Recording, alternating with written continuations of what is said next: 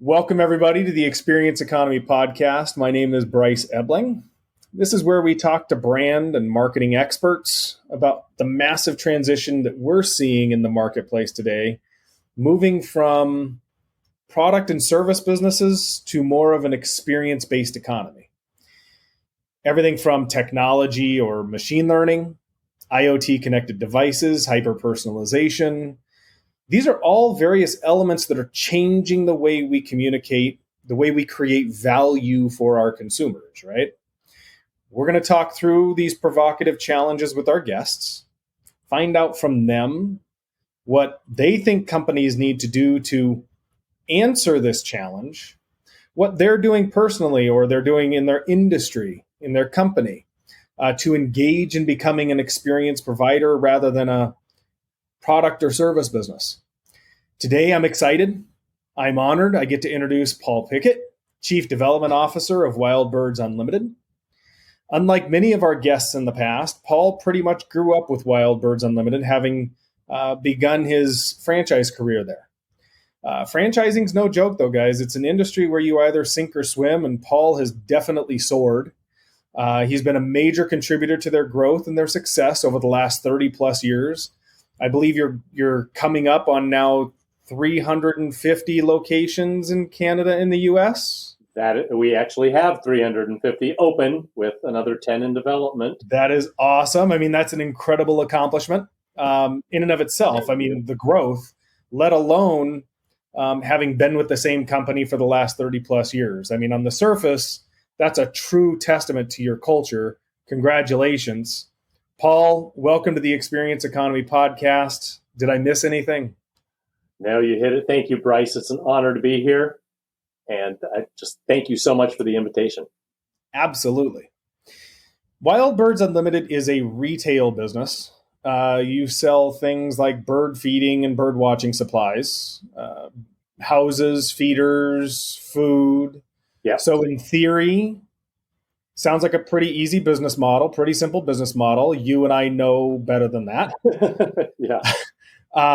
This is really a multi-part question.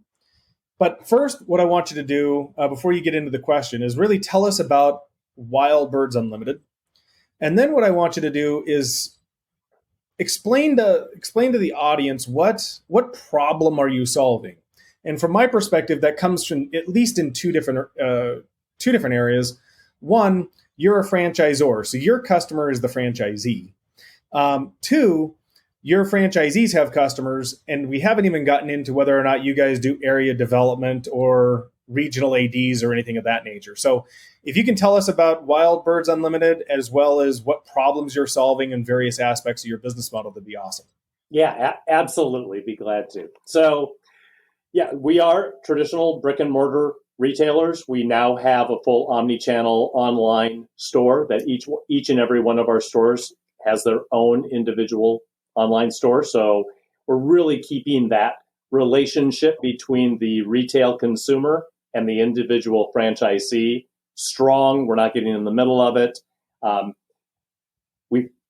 Our stores are your backyard bird feeding specialists. So it's more than just products on the shelves, as you might imagine. It's high quality product, regionally formulated seed blends that are designed because your best seed blend in Florida is going to be different than your best seed blend in Vancouver, British Columbia. You know, the birds are different. I appreciate it and am a little envious of the fact that a Big Mac is a Big Mac is a Big Mac. Right? It's easy. Yeah, well, it's easier. It's restaurants. Business is not for the faint of heart in any business, but neither is franchising, especially in franchising, right? But so we have to attend to our individual franchisees' markets in different ways, and inventory mix. I hope I'm not dumbing it down too much, but it's just silly that a great gift that you would buy in Middleton, Wisconsin, a suburb of Madison, where we have a store, for your friends or relatives at the holidays, maybe a heated bird bath. Well, that'd be kind of silly to buy if you live in Tucson, Arizona, right? So even the inventory mix and matching between stores has to be localized.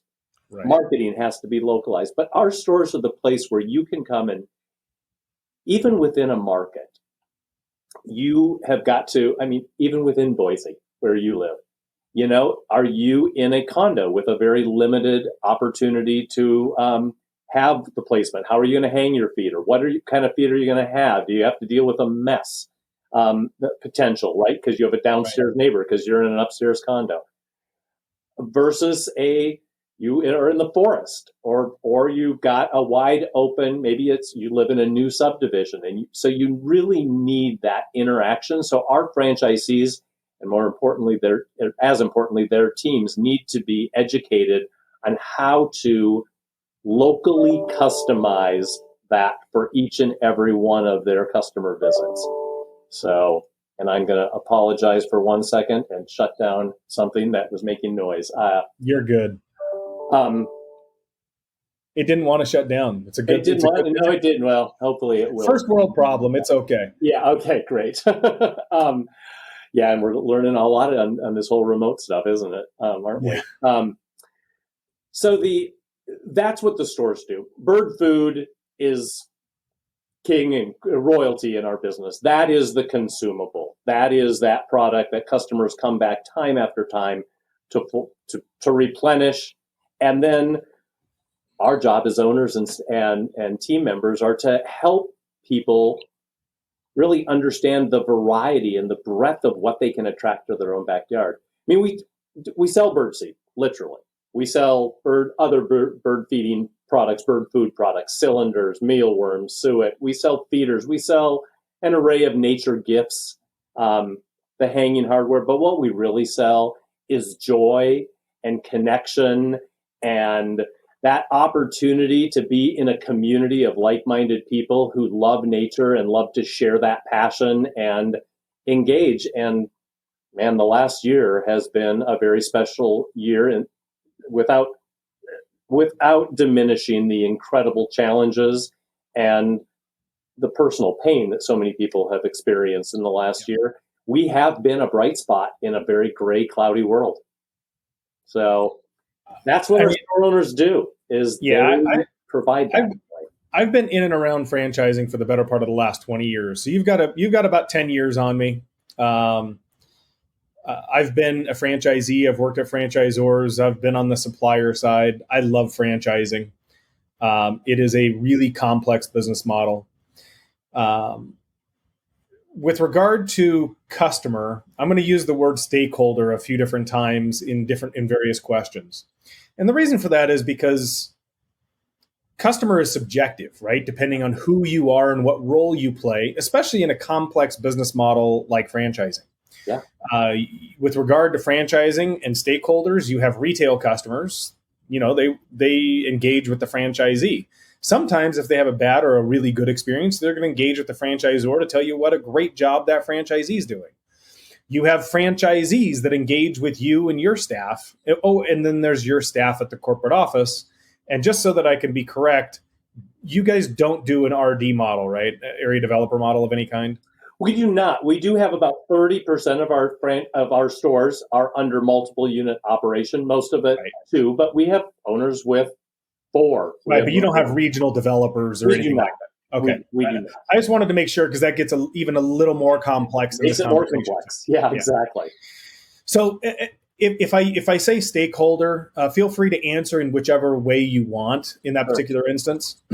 Yeah, because we also add on supplier, right? I mean, our vendors, those people that are providing marketing support to our franchisees, those people who are actually selling the product to our franchisees, landlords. I mean, the list goes on and on, right? Absolutely. Our advisors that we connect with, like Cornell Laboratory of Ornithology and National Wildlife Federation, those are very important. So before I share my vision of what I think it is, when I say customer experience or customer journey, that means something different to almost every person you ask. So trying to get on the same page. When I say customer experience or customer journey, what do you think of? I think of 2 things. I think of the retail customer journey from engagement with in the individual stores and or the online from that individual store. But I also think of my franchisees' ownership experience journey. Okay. And give me an example of what that looks like for you, maybe from the retail customer's perspective. So when you talk about their journey, what does that mean? That journey is, first, how do we attract them and appeal to the need that they have, given the fact that they are interested in birds and nature? And then how do we fulfill that need, put a smile on the face, right? I mean, that's what we all talk about, is how many smiles did you put on the faces of your customers today? What's your smile frequency? How do we keep them coming back? Mm-hmm. How do we keep them expanding their engagement with birds, nature, their backyard? And how do we get them to be advocates and evangelical in their promotion of the hobby first? And then, of course, our brand as part of that, right? I mean, we are capitalists, we do. Absolutely. We want more. We always want more. But we also look at it as, our mission at Wild Birds Unlimited. And man, I have to just say, Jim and Nancy Carpenter. Jim's our founder, his wife Nancy. This is all based on the foundation that they built way back when, in 1981, when Jim opened his first store, and then 83 when he started the franchise. These are foundations that have not changed. The values haven't changed.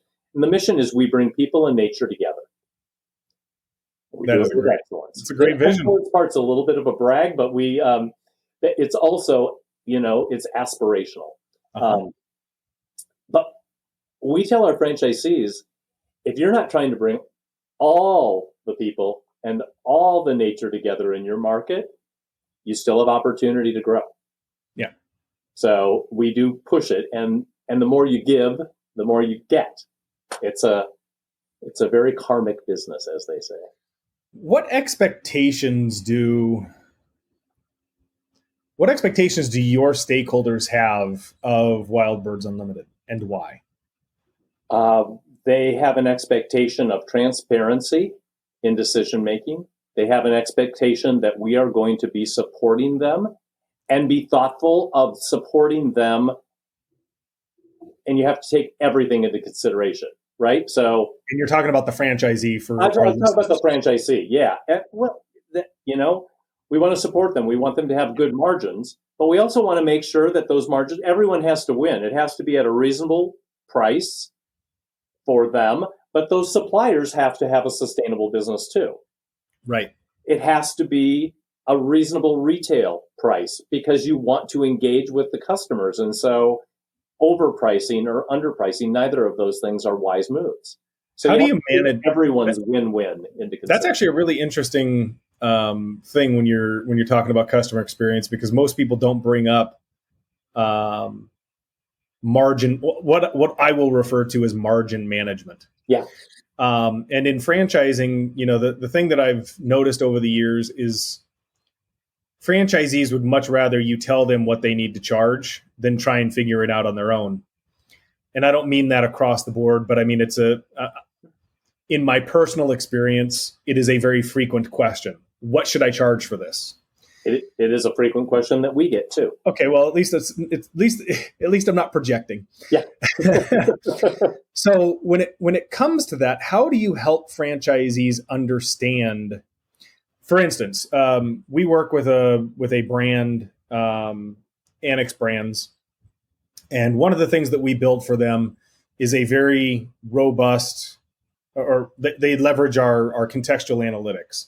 And one of those things that they use in that to do, the only reason I'm asking this is because I've never seen another brand try to figure this piece out other than Annex Brands. What they do is we actually measure every franchisee, might be the very same in Wild Birds Unlimited. Every one of their franchisees has their own unique database. Those databases aren't shared across the system, meaning corporate only gets reports of what sales are from the point of sale. That's it. That's the only insight that corporate has. So what we have is the ability to aggregate all of those transactional information up and then be able to say, hey, here's what your margins are, but we compare it to those of the region and those of the system. Yep. So that they know in each business category where they are and what their margins are compared to others in their area, so they can kind of gauge and see, because Annex Brands was quite literally forgive me, and I'm oversimplifying this, they're really tired of answering the question. We can't tell you what to charge because we don't want to run into any kind of legal issues from I can't think of the right term off the top of my head. Yeah, price fixing. Price fixing perspective. Yeah, and we're very cautious and thoughtful about that. So when we have franchisees and together, we can't encourage them to share retail pricing and certainly do anything even close to price fixing because number one, it's illegal and it's not moral, right? Right. But what we can do is we at the franchisor can push down to them suggested retail pricing. And so we do that, especially on those products where everyone is looking at the same set of rules, right? I mean, we've got a free shipping. So we know what this cost is. If there's free shipping that's been negotiated with our product, our amazing product team, working with our suppliers to get that kind of product offering available to our system. Yeah, this is what we would recommend to maintain this margin. Now, bird food is a commodity. And so, and shipping is done with trucks. We've got suppliers across the country that are approved that, they have to be approved supplier because we have quality standards, and we want to make sure that all of our blends don't have any waste seed or unedible seed in it, which is one of those differentials that for the listeners. I just want you to understand. That's why I said this business might seem very, very simplistic. But what he's talking about is the complexity I knew that had to exist underneath the hood here. Go ahead. I'm sorry. I just no. It just sounds so easy, doesn't it? It does. We sell bird food. Hang out a sign and sell some bird food. And it gets really complex. So holy cow. But we'll help them, and we'll review competitive pricing within the market. We will work individually. We have pricing calculators to maintain specific margins and take a look at those differential advantages that we have. What can't you get anywhere else that you may be able to get a little higher margin, and take into, the value equation is not just experience. It's not just price. It's not just quality. It's a combination of all of those, and you have to manage through that with each individual franchisee.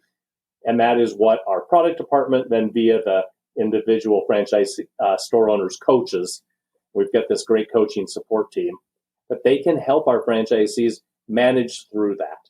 Where do you have to be competitive? Where are people going to price shop? Where are they not? What's that product line within the product line? What's, that's going to be able to get a little bit more margin, and the value is there for the retail customer.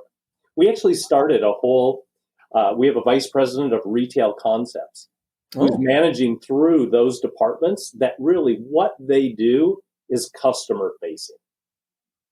How can they work together? Marketing, product, nature education. How do they work together to deliver that messaging and ensure that the consumer experience is strong, the combination of all of those? How have those expectations you just talked about, how have those changed as a result of something you just mentioned? Well, you mentioned a few moments ago. I wanted to come back to it. How have those expectations changed as a result of the pandemic? They have changed. We all need more community. We all need more direction. We all need to understand what the wins and the losses are. So the expectations have been higher because it is a changed environment. And how do we manage through that? Did that answer the question? I feel that's a bit high level and not very. You answered it. Our franchisees, if you want to go deeper, feel free. I mean, maybe you can talk about the franchisees themselves and how their expectations have changed as far as support from you. Because, I mean, as a retail business in parts of the country, I'm sure they were shut down for at least a month or more in some cases. And I mean, how do they deal with that? Well, we were able to. Most of our stores were deemed essential because we fit in, even though we're not a pet store, but we do supply food products and agriculture products, and so those were deemed essential. So we were able to go to curbside and online purchase and just delivery. Franchisees delivered. So there was an expectation. It's like, this is different. People aren't just parking in the parking lot and coming into the store. How do we market that? We are still open. This is how we're doing it, how we're doing it safely, how we're Right. doing it thoughtfully. What are your options? So we developed like 50, 60 new marketing pieces immediately. And we jumped at that. We needed to do that. The whole omni-channel, the whole online store thing was, we had the platform, thank heavens. Jim Carpenter and the team here had it in place beforehand. We knew we were, you were going that way anyway. Anyway, right. Some franchisees were gigantic proponents of it and said, what a great opportunity. And others were like, not so much. I'll wait and see how this works out. I'll look and see what the leaders are. And then we were able to onboard an amazingly high number. If I say the number, it'll be wrong. Maybe 50, 60 within a couple of weeks at the end of March last year. That is unheard of. Yeah, just boom. But we had the systems in place. We had the process in place. It was blocked and tackled. And now if I say, my team is going to say, dude, we did 45. We did not do 56. 60. More than usual. I actually get into that here in a few minutes, but regardless of what number that really is, whether it's even remotely close to 50 or 60%, that's insane in a 2-week period or a 3-week period. Yeah, it was. Stakeholder buy-in is so difficult. And in franchising, I guess we can come here first.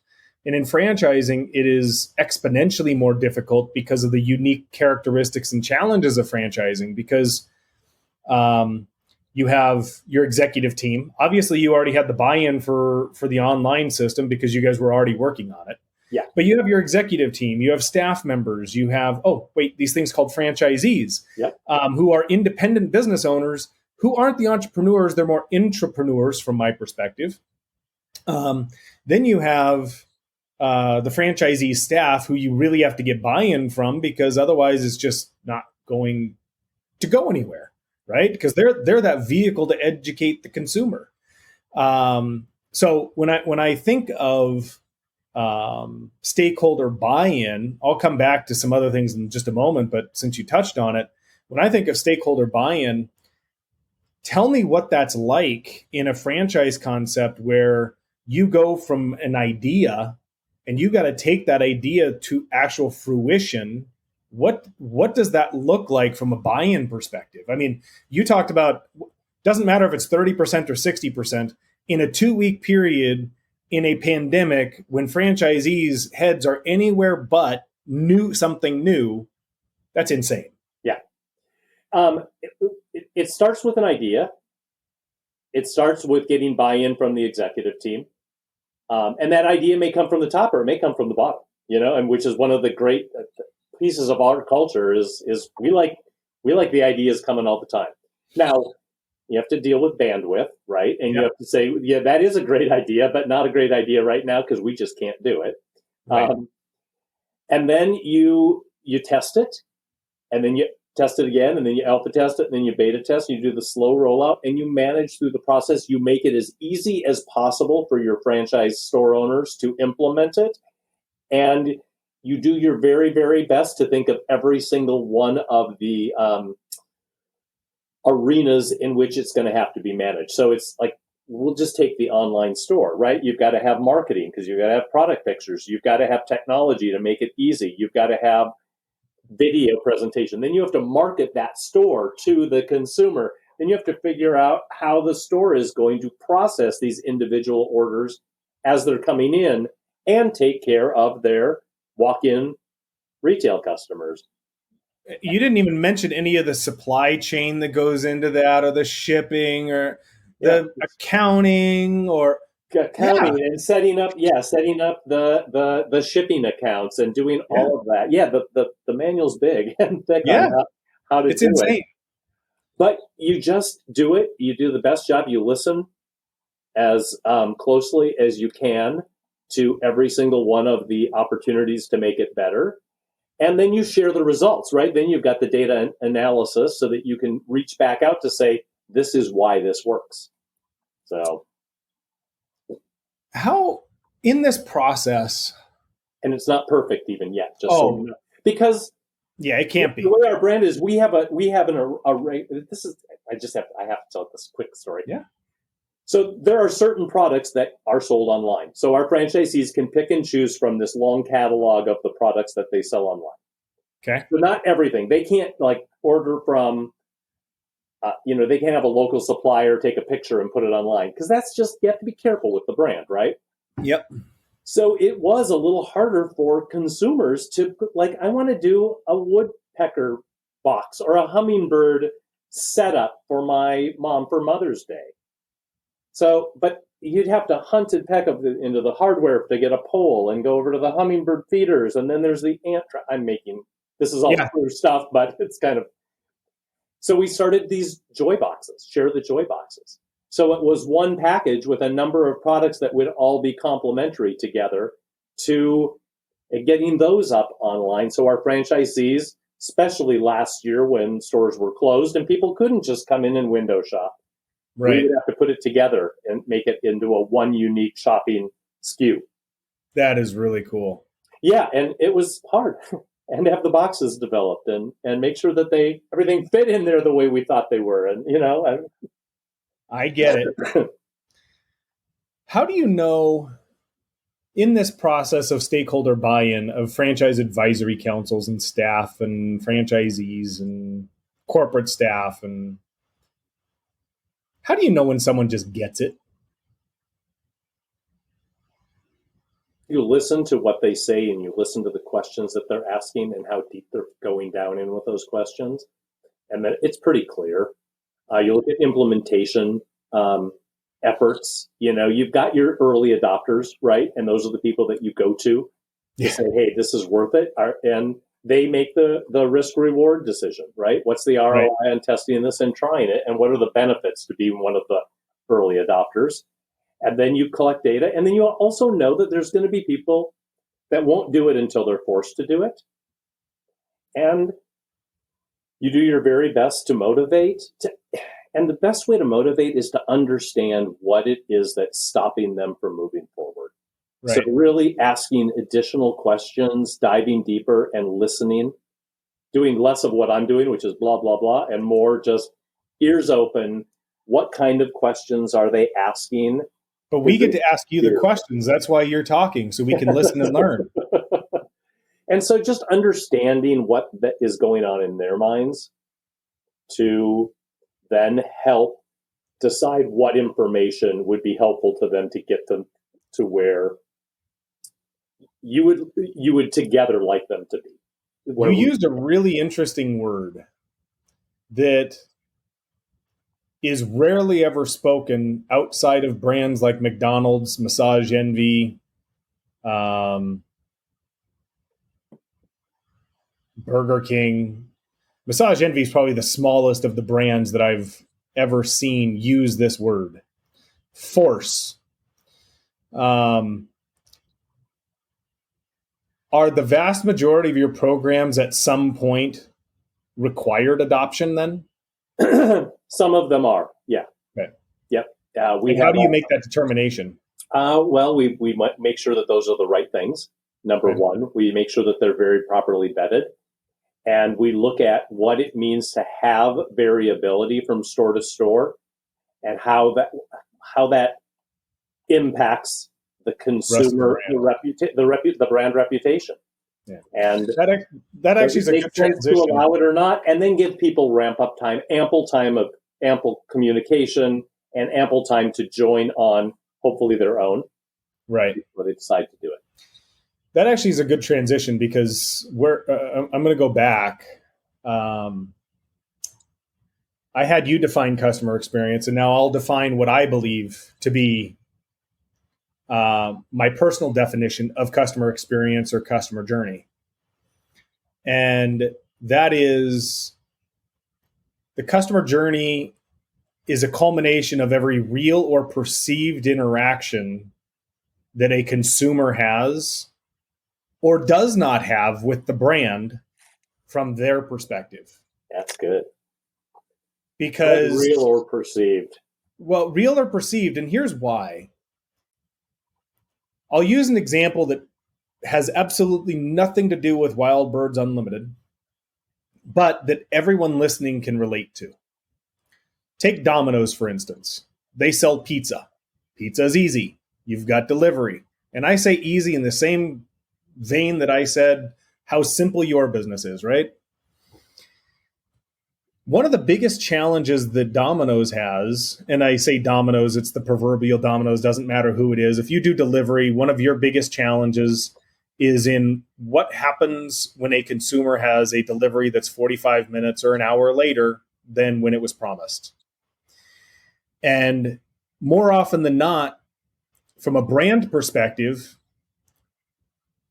Domino's would love for every manager to pick up the phone and personally apologize to that consumer.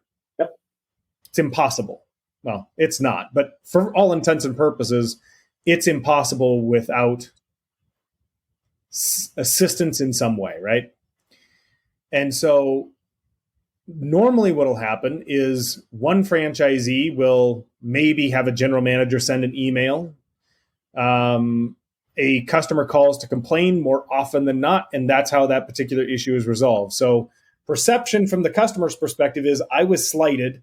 I don't like this pizza was an hour late, and they don't care about me as a customer. And the reaction is going to be different through all 3,000 different, or however many Domino's locations there are, because every franchisee does or does not do something different, right? Yep. So when I say perception, the perception is the customer from that perspective feels slighted. The reality is, how difficult is it for that business owner operationally to figure that stuff out and task that to somebody and it be done regularly, right? Right. So when I say perception versus reality, how could you, how does that change how does that distinction affect your design, what you describe to me as the customer experience? I think it is dealing with the perception side of it, which is what I love that part, the realized or perceived experience and reputation, is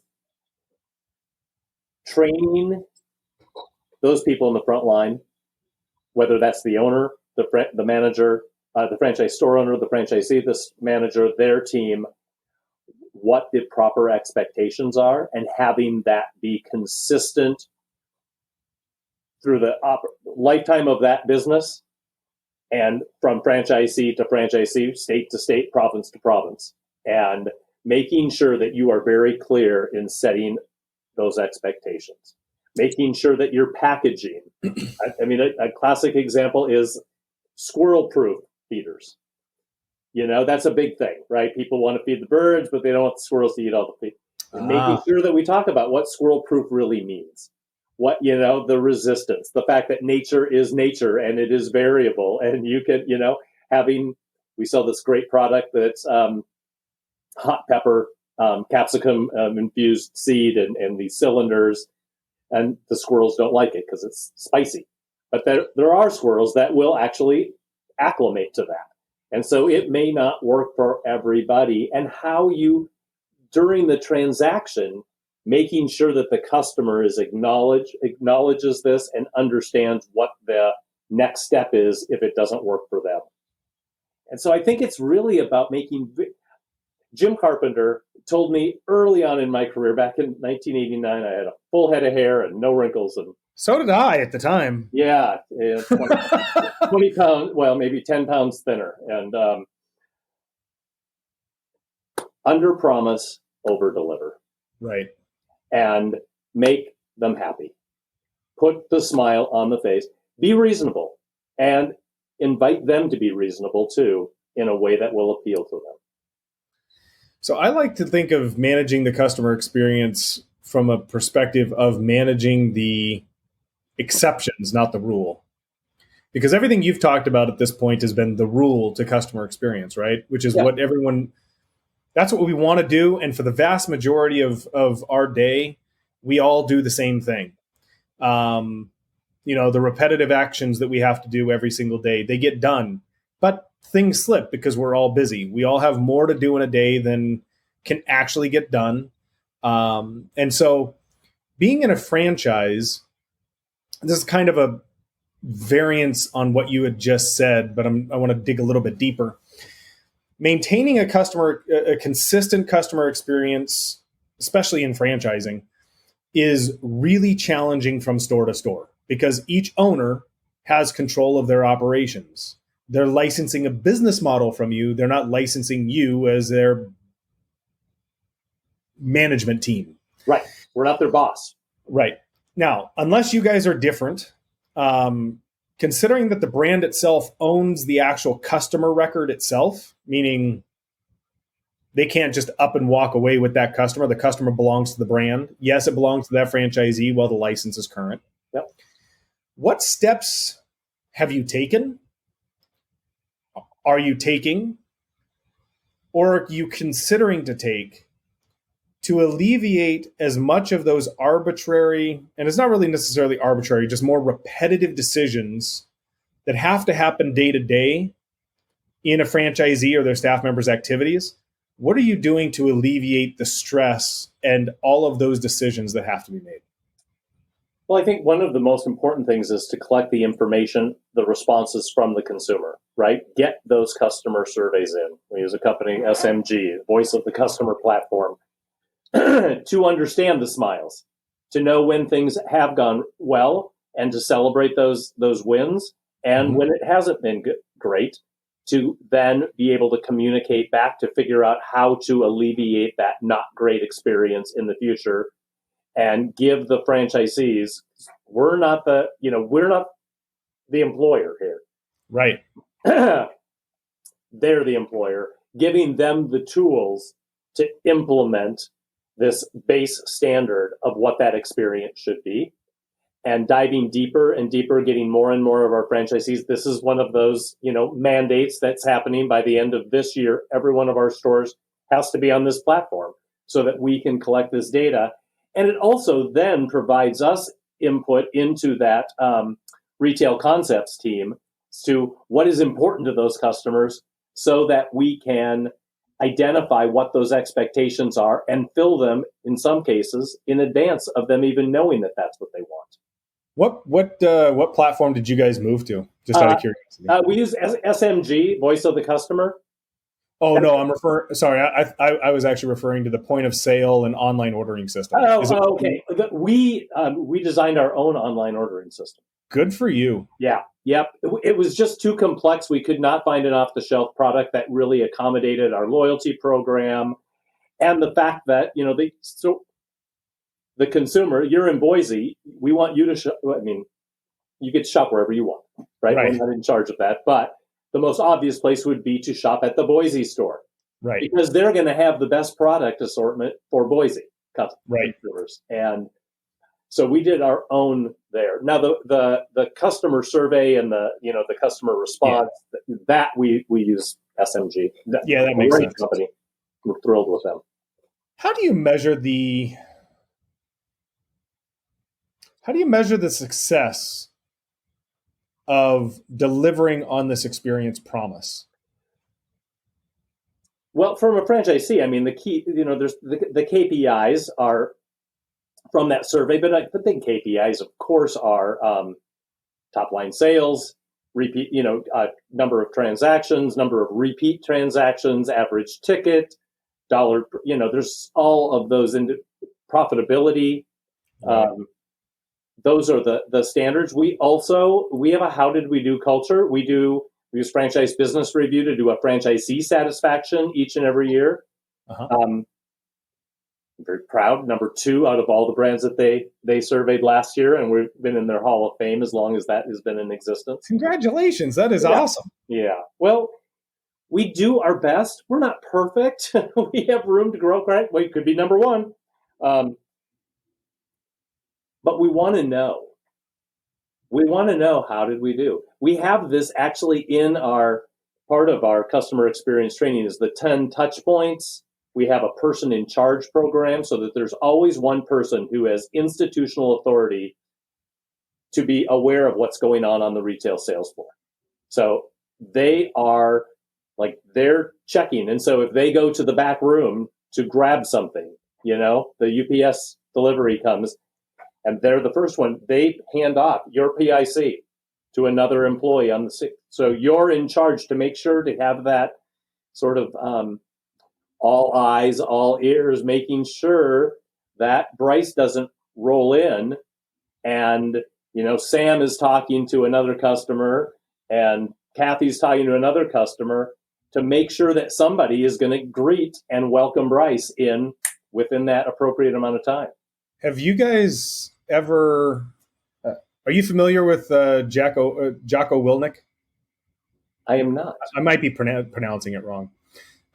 What you just described has a lot of similarities to what he describes coming from a SEAL team. So he's a business trainer now, but basically what he does is he takes principles from his SEAL team work over in Fallujah and Ramadi and, basically hell on earth, and all of the stress under those situations. And he talks about extreme ownership. And under rules of extreme ownership,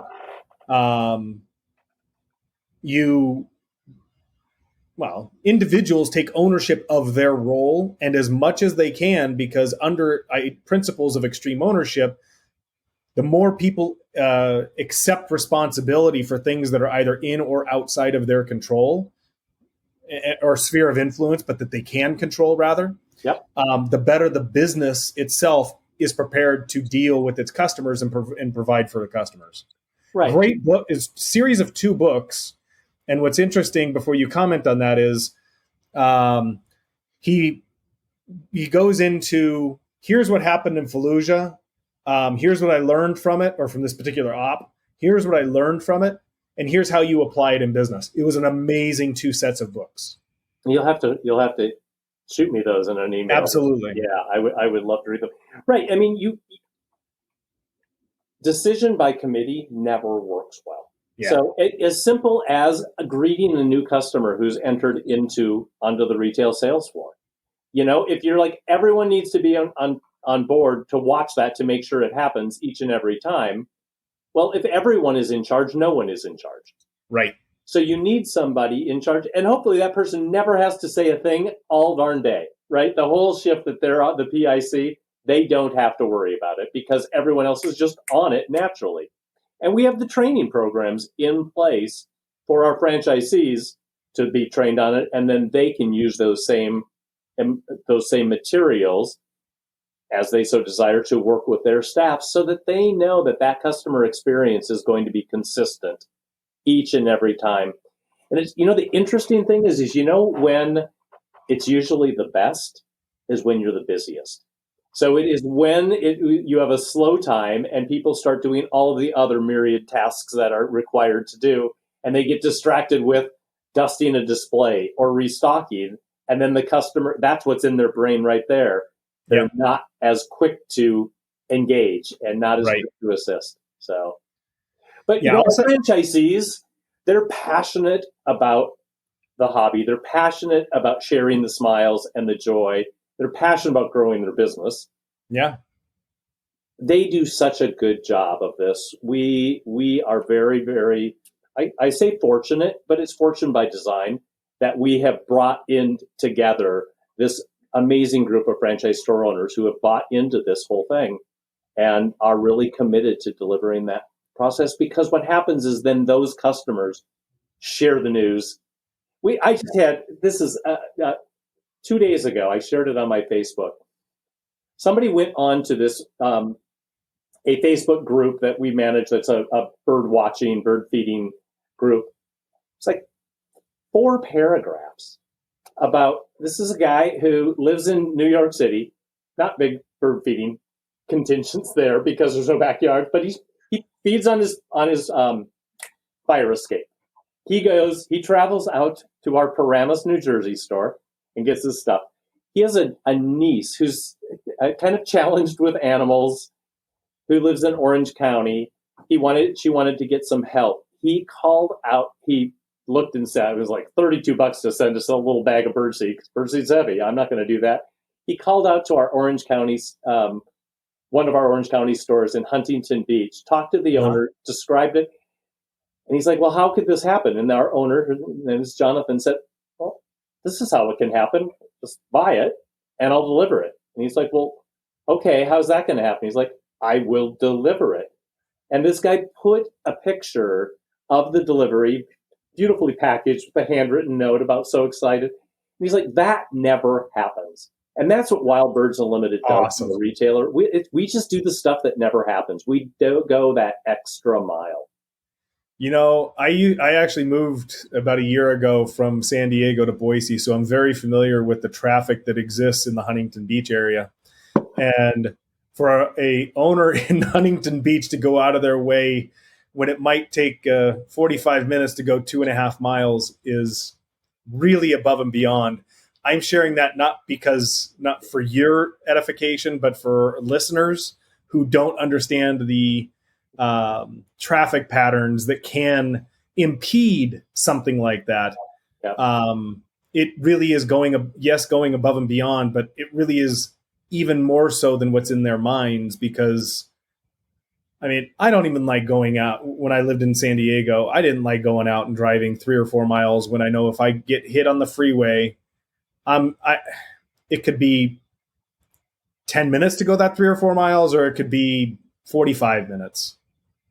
Yeah. So true testament. Amazing. Great franchisees. And you know, I mean, and you get to share those experiences. Awesome. I pick great franchisees. My team, there you go. Seth, and Audrey, we spend a lot of time, and we have a very difficult franchise development process. We put people through the paces because we want great brand buy-in. Last question, unless you have some. What role does technology play in this entire process? It's very important. I mean, you have to have those platforms that are easy to use, and they're not always easy to use, but easy to learn. Because information management and data management is now happening immediately. And you have to be able to bob and weave. I mean, we all use the word pivot over and over and over again, but you need to know what's happening when it's happening, not right after it's happened, in order to make those accommodations, to take advantage of opportunities and to fix the holes in the, in the wall, right? Plug the leaks. So, yeah, and it's not fun. I mean, I'm not old enough to be such a curmudgeon about technology, but like learning a new CRM for my candidates, it's like, it's so hard. Seth, who's 33, is like, well, it's easy. Just do this, this, and this. I'm always afraid I'm going to break the internet, is what I'm afraid of. So again, at 56, I'm too young to be such a curmudgeon, but I've come along. But yeah, you have to have it. You have to have the data to understand, average ticket immediately, package, market basket numbers, what's selling, what the margins are departmentally, how to drill down to get all of that. And, we're in the process of migrating to a new POS system, which is... you mean the one you built? No, that the one we built is the omni-channel, the MyWBU, the online store. That all funnels through. We currently have one that's an old, fading away, sunsetting, as they call them in technology, POS system. And we're migrating to a brand new one we're alpha testing, beta testing, and we'll be rolling that out, and everyone will be on this new POS system by the end of 22. And what system is that one? Erpley, but with lots of layers of Wild Birds Unlimited specific things, our loyalty program, all of those things. It has to work with the online store and dealing with our gift card provider, which is a different platform, and making sure that the data will go and upload to Salesforce Marketing Cloud for our online, for our email communication, and working with Location 3 when it goes to all of our digital and Facebook. It all has to work together. And, it's just what we do. It's so easy to hang a shingle and sell some birdseed, right? Such a simple model. Like I said, a very simple business model. And yeah. I'm sure I almost saw the daggers before I had the qualifier there. Paul, But it is important, and we have to help it. We have to have the information to help our franchisees continue to grow. do you have any last thoughts you'd like to share, questions you'd like to ask, posed to us here at the Experience Economy Podcast before we wrap up? Yeah, I mean, my I guess my biggest question for you guys is how, this has been a year where you have to keep your eyes open, but you also have to keep your head down. Yeah. And like, what are the consistencies of the people that you've talked to, including me, for those people who have had great wins? I mean, we've had great wins. Our same store sales are up double digit in 2020 and just way over the top in 21. Development, we're still growing. What are those key factors for those people who are winning, and what is keeping those people who are just challenged? I mean, the people who have been shut down for so long, at least afloat so that they can win again in the future.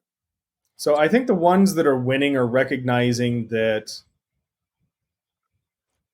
there's a better way.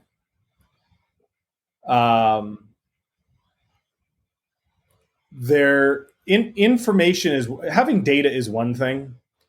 Having information that's already contextualized for you, so it's already pre-digested, it's already pre-related, it's available at your fingertips. I think those are elements of business that I think businesses that are able to do those things, being able to relate at an instant, when I have sales coming in from the phone, right? Or someone calls in from the phone, how can I judge a salesperson or rep, whatever you guys call them there? I'll call them a salesperson for the moment. You guys probably call them something else. But how can I, as a franchise owner, determine the effectiveness of a salesperson that's answering a phone with a future sale from the customer that called in? And then being able to say, hey, being able to instantaneously be able to understand the 3 people in my business, or 2 or 1, depending on how many staff members I have, who isn't answering that phone effectively because their sales after they've talked to a particular customer, those customers don't come in and buy. Yeah. How can I identify those? Because that's now a gap that I have in my business that I need to plug. Can I plug a friend? Can you plug a friend? Sure. You need to call my friend Jason Pearl from Service Score, because that's what he does. That's awesome. Yeah, it's a great resource for brands who really want to drill down, especially those who have like phone centers, call centers, to really analyze. They go in and analyze the language of the individuals and what is turning to conversion and what isn't. So sorry, but I have to plug a friend. So no, that's fine. I would say that those that recognize the difference between, and this is not because it's my terminology, I've just adopted it, but real and perceived interactions. I mean, you think of someone like a Nordstrom, right? I go in and I talk to, so you guys have 2 different systems. You have your POS system, you have your online order system. Nordstrom does too. Nordstrom has the most iconic idea of what a real customer experience should be. At least that's what people believe. Difference between real and perceived in this scenario is, and this is as of like 2 years ago, so if things have changed, I haven't talked to an Oracle exec that manages all their infrastructure for quite a while. But at one point at Nordstrom, you can buy on the phone, online, or in the store. But I, as a customer, buy on the phone, online, and in the store. I'm 3 separate customers to them, not one customer that bought 3 different ways.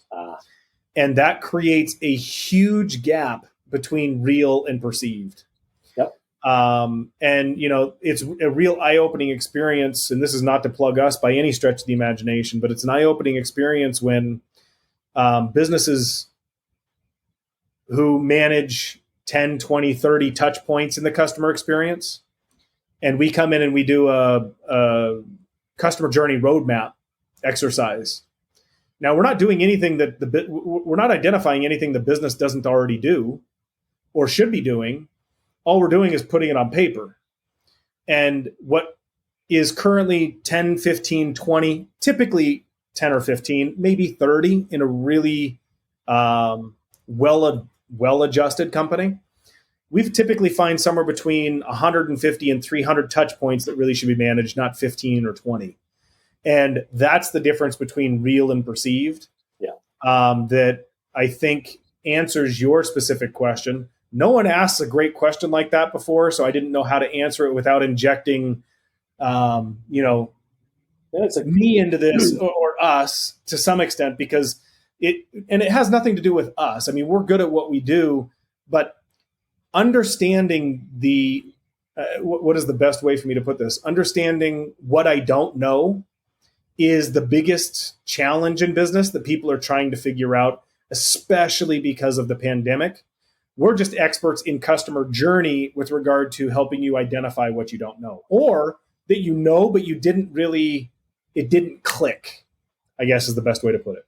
Right. I mean, it makes me think out loud, just like, where's an opportunity for us? Like and the story I told about the gentleman who posted the picture of the beautiful bag with the wrap in the ribbon with it was probably a 10-pound bag of birdseed for, not a big deal, not a gigantic. Somebody didn't shop and buy $2,000 worth of stuff. Right. That was, but they were treated like someone that bought $2,000 worth of stuff. So there's something for us to check.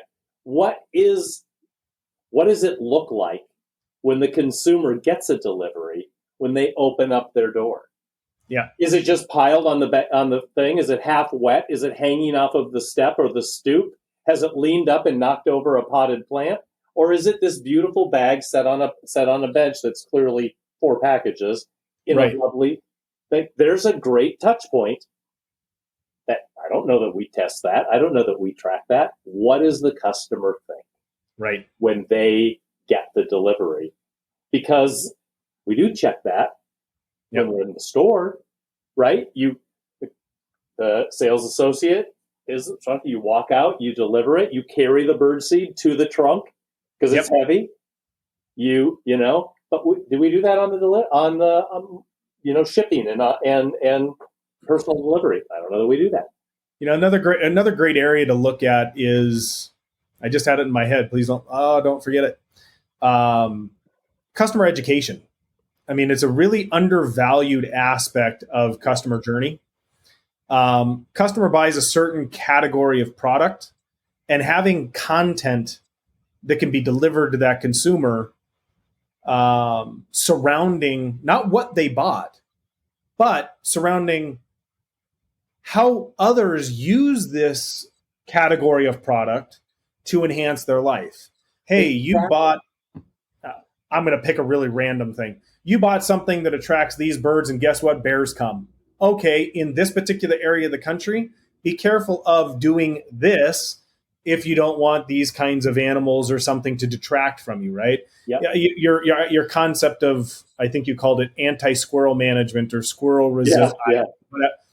So utilizing education as a way to enhance the experience versus constantly using promotions or absolutely using content and then bombarding with promotions within that content. It's a fine line.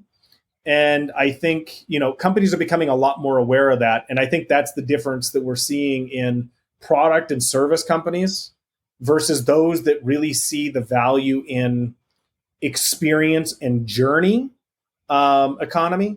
Because the experience and journey economy, guess what? It encompasses all of those promotions you're talking about. Right. It's just doing it differently. And it's all part of that value equation that we talked about earlier.